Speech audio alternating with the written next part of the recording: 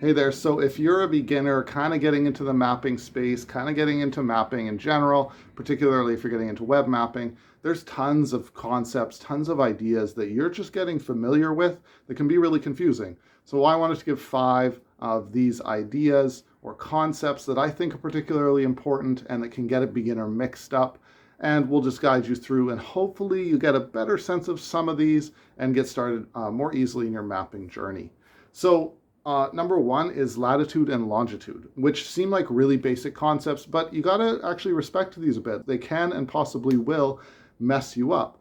So if we're looking at a spherical object, which is like the Earth, latitude and longitude are the 2 points that we use to figure out where you are.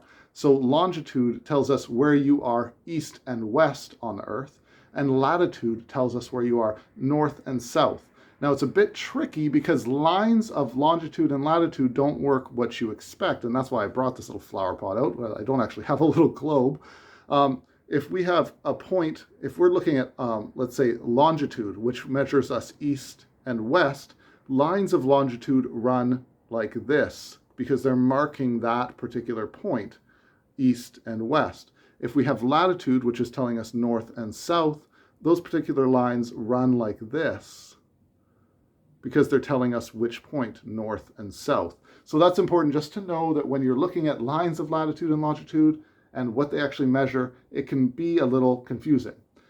It's also important to know that longitude and latitude and longitude aren't always in the same order when we're giving coordinates inside certain mapping systems. This is something you'll learn a little bit if you start to use Google Maps or Mapbox and different types of specifications like the GeoJSON one, that you have to give longitude and latitude in particular order, and sometimes it's long lat, and sometimes it's lat long. So just get ready to face that a little bit. Next up, we have data formats. When it comes to mapping, there are tons of data formats. There's GeoJSONs, there's KMLs, there's shapefiles, there's GPX files, there's raster files, .tiffs. There's all kinds of data, MB tiles, and more.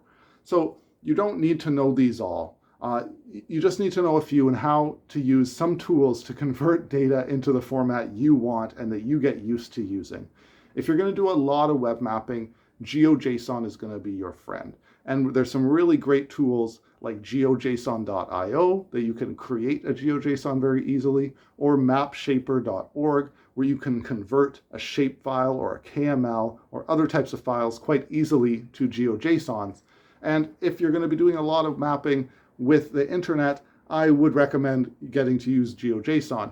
If you're going to be doing a lot of mapping inside mapping applications like ArcGIS or QGIS, shapefile is a very good standard format to use. But no, there are a ton of formats, and it can be a bit of a challenge to work with all these different formats depending what you're trying to do. Next up, number 3, we have raster and vector data. So this is important in coordination with all those different types of files. We can broadly separate them into 2 groups, vector and raster. Raster is the easiest to understand. It's basically images. Like this square here, it would be, let's say, a satellite image of a spot on the Earth. And that would be a raster image, just a picture basically. And a vector data is a little bit more confusing. It's a collection of those longitude and latitude that we talked about. If you have a whole bunch of different single points that represent, your favorite A and W locations or whatever, you have a whole bunch of vector data, and that can be moved across different types of maps into different systems shown with markers or points or circles or different types of stuff. It's very flexible. If you have pictures of every one of these from above, you have raster data, and it's a little less flexible. You can just kind of show the image. So that's a really brief introduction just to get those concepts in your head. Now, there are a ton of mapping applications out there. So number 4 is just to get you very briefly oriented in a few of the mapping applications and libraries out there. If you're doing web mapping, you're going to run into the granddaddy Google Maps. Great place to start. Leaflet, also a great place to start. Mapbox, a little more complicated for a beginner, but a good thing to work towards.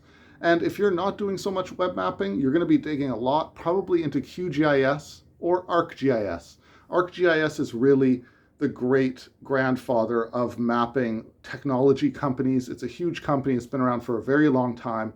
It's very, very deeply used in academia And QGIS is kind of its free alternative, which is not as easy to learn, not quite as user-friendly, but is a great alternative if you don't have the money to pay for an ArcGIS subscription, or you just want to stick to the open source community. So in terms of dealing with mapping libraries and mapping applications, that's kind of your baseline.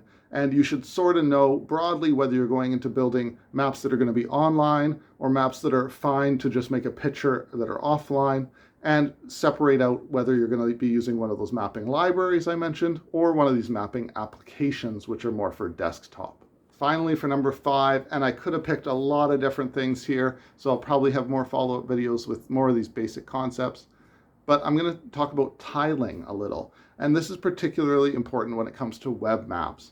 So tiling is how web maps work at all, really, is that we have data broken up into little chunks. You can imagine there's a lot of vector data and a lot of raster data when it comes to the entire Earth, whether that's a whole bunch of satellite pictures to make a satellite map, or a lot of points and polygons and lines used to build the less photorealistic maps, like when you go on Google Maps. But at the bottom, all of these really work off of a system called tiling, which is basically when you move a map around, you're telling your mapping library, hey, this is the visible part of the screen I can see. This is what we call the bounding box of my screen. And it knows based on that which sections of the Earth's data to send you. So when you're moving around a map online, there is communication going on constantly with the people that host the map, so that they can keep giving you information you need as you move around. How it's rendered, how it's shown on your screen, whether it's shown as images or as vector style information, it varies a lot. But that basic concept of tiling is kind of important to know as you're approaching mapping, particularly in the online space. So hopefully these 5 concepts do help you a bit. They didn't confuse you more. And from here, you can just keep rolling along. We got lots of other tutorials on the channel, lots of beginner videos. Let me know if there's other concepts you want me to tackle a little bit, or some other intro videos that would help you out. Anyway, have a great day.